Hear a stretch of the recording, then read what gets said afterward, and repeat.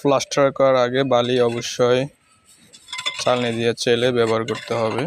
অনেকে শুধু বালি চেলে তারপর সিমেন্ট মিশিয়ে করে, আবার অনেকে বালি সিমেন্ট একসাথে মিশিয়ে তারপরে এই যে ময়লা, তারপরে বালি সিমেন্ট মিশিয়ে তারপরে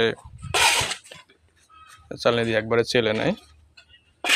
মূলত বালির সাথে ময়লা থাকে, সিমেন্ট তো যেহেতু এটা একদম ফ্যাক্টরি থেকে বস্তা করে চলে আসে, আমাদের বালিগুলো যেহেতু বিভিন্ন জায়গা থেকে আসে ট্রাকে করে, যারা যেখানে রাখা হয় সেখানে অনেক সময় বালি বা ধুলা অন্যান্য ময়লা থাকতে পারে।